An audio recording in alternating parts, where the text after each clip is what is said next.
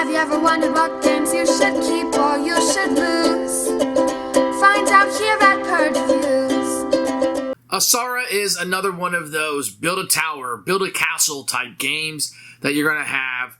And it has kind of a theme that really doesn't speak to me very much. But during this time period of its release and its publishing, it was all the rage. Everything was about this time period, how to build a tower or a castle or something of that nature. Super, super popular.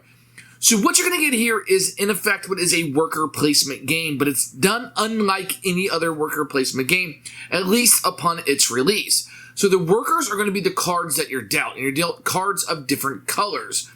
And these colors can be placed at any of the locations to get pieces of the tower. And certain locations will have different pieces, like the bottom, the middle, or the top. Well, when you place a card down, you can put any color you want down of worker. And each color of tower will have a different price, with, let's say, green being the cheapest but worth the least amount of points, and red being the most expensive but worth the most victory points.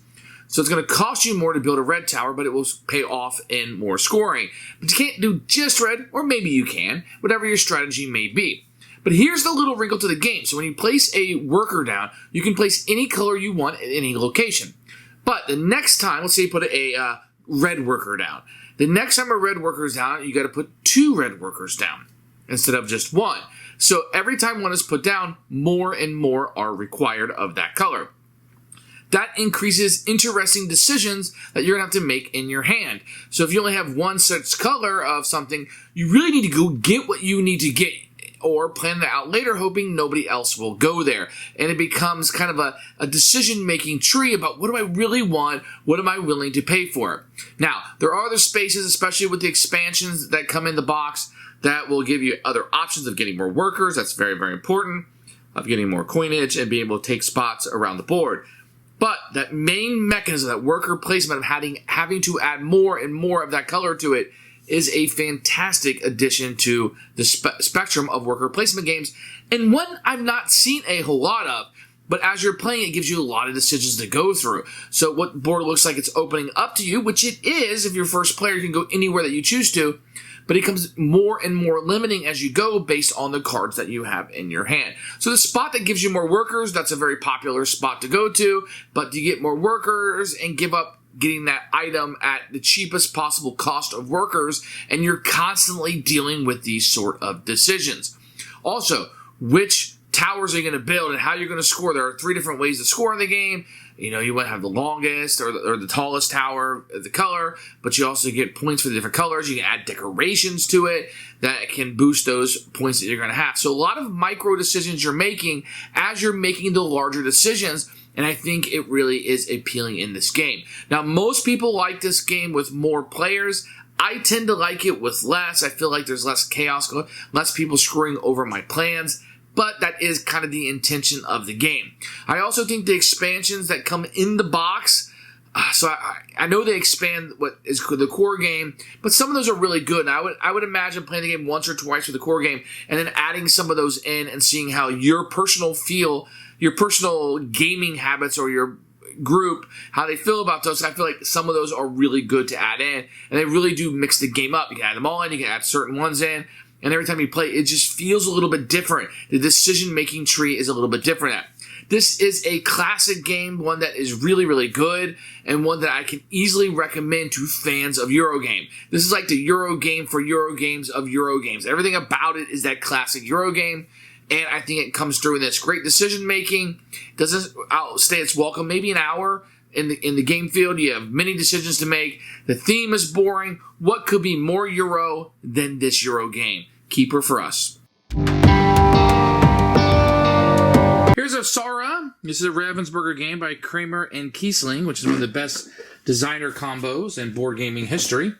You're going to get some rules here, which we'll take a look at in a few minutes. They're going to have these boards. You're going to have these triangular boards. You can see the quality is very good. They're only one-sided. Then you're going to have your main board, which will be made up as a puzzle that you'll put together. Then you have your little tower that everything kind of connects to. The components are all great. The artwork, I mean, it's just towers, and it's a little bit generic. But you can see here the player boards that you have, etc. Everything here you need is very good, and the quality is very good. I mean, this game has held up well. This game was released today, it wouldn't blow your mind, but I think people would look at it and be like, wow, that's a fairly good. You can see the components of the cards. I mean, they're these little Hobbit things that were very popular at the time. The pictures on them, you know, they're a little generic. They don't really matter. It's just the picture and the little icons that are on them, and I think it works just fine. So the components actually hold up quite well. So here are the rules. I printed them out in English because I had an international version of this. The rules are very clear. You do get a little cheat sheet with it that will help you with quick setup, etc. And I think that this works really good if you just want to like jump into it and start playing. The rules are very clear and concise. Like I didn't really have a lot of problems. Really, this is all of the rules. These 2 sentences: dispatch buyers and execute moves. And then it's going to go in a little bit more detail about each. I'd probably give myself 15, 20 minutes to read through this. If you played a lot of Euros, probably on the 15-minute side. If you haven't played any, maybe 20, 25. But you'll be just fine. There aren't a lot of rules to this at all. It's a very simple game to play. So this is what the board's gonna be kind of set up. You're gonna have some of these that will be optional based on the events game. Then you'll have the building tiles out in the different locations. I can't really get everything in here because I don't have enough space where I am recording, but you can kind of see what's going on. So you're gonna have a number of these cards in your hand, and on your turn, you can play one of these cards down to any one of the locations. If there's no cards here, you can use any color, and then you will purchase whatever you want. If you look right here, the white colored ones are 8, black are 6, red are 5, green is 4, and brown is 3. So no matter what, if I went to buy a red piece, it's always going to cost me $5. If I want to buy a green piece, it would always be $4. So why would you want to buy different color? The reason why is because you're going to get points for having the largest of each color. So eventually you'll be spreading out and getting a bunch of colors. If it has one of these markings on it, you can see here this moon right here, or in this case, the golden emblem, which is a sun. Those are worth victory points each round and not just at the end of the game. So they're a little bit more valuable. You can see this red one here has a hawk on it. So they each have their different little emblem that you will see, and they're going to come on any of the 4 different spots that you will find. So if I place a card down here, no other card here, I can do any color, and I can buy any of these. So let's say I want to buy this black, I would pay my $6. And then this would go into my supply. I've not yet built it. It's just in my supply. Now, if the next player wants to go here, that's fine. Somebody else can go there. They just have to play a card of the same color. They would also pick what piece they wanted. Let's say they wanted this one right here. It cost them 5. And they would put that into their supply. But let's say you want to go there and you do not have an orange card. Then you can simply just play 2 cards of any color. You put it face down, taking up one of the slots. And then you can pay this. So the cards are going to work as currency also. Now remember, we're not just battling this place. We have all the other places on the board.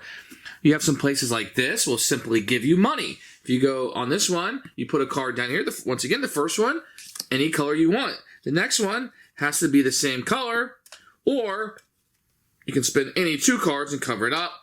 And then you have a catch-all here that's 5 coins that anybody can use for any color. Doesn't have to match.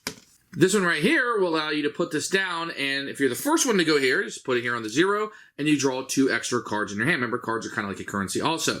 Next person will have to pay 2 coins, but the color has to match. They get the 2 cards. So that's a piece that will be out on the board. The other 4 locations will give you parts of the tower. Now, each tower must have at least a top and a bottom when you go to build it. But you can have as many of these middle pieces as you want. And once you build one of these, you can add a middle piece on at any time. So this is an extra neat little board that can be put out. This is a bribery. So you can place a card here. The cards work exactly the same, but you pay 3 coins or 5, and you can go through the supply and find any building that you want. So you get the exact piece that you want. The other place to play your cards are here in the middle. And once again, it's going to follow suit, and you're going to have coinage out here. So if you wanted to place here, that's fine. You could pay 5 coins. You can take up to 5 of these from your supply and actually build towers with them, like I was showing you before. So I could, this would cost, if I only had these 2, maybe I would go here, pay the 2 coins, and I could take these 2 and build a tower. It's going to cost me, or pay me 1 victory point each round. There's 3 rounds in the game. But at the end, you're going to get points for having the largest towers of each color and having towers, etc. So that's how the game will score. So this is going to allow you to actually build the towers. So sometimes if somebody's already here in the 2 and you already have 2 spots, maybe I go here in 3 and I'm paying 3 coins to build, but I only have the 2. So I'm kind of wasting a coin or wasting one of those opportunities to score. Like I said, the game will last for 3 rounds. After each round, you're going to kind of clear the board and reseed it. 3 rounds, you will score for the largest tower in each color that you've been able to build, the largest tower overall, etc. And then whoever has the most points is the winner of the game.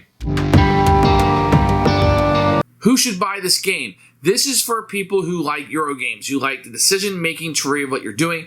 How you're doing doesn't really make sense when you're sending out workers and the costs associated with these things. Doesn't make a whole lot of sense thematically, but you're going to see that a lot in these build a castle, build a tower type games, which is what you're having here. This is for people who don't mind their games being a little dry, but they're all about the mechanisms. This game has great mechanisms. The decisions are very tense. The money is very tight. There are a lot of things going on in this game.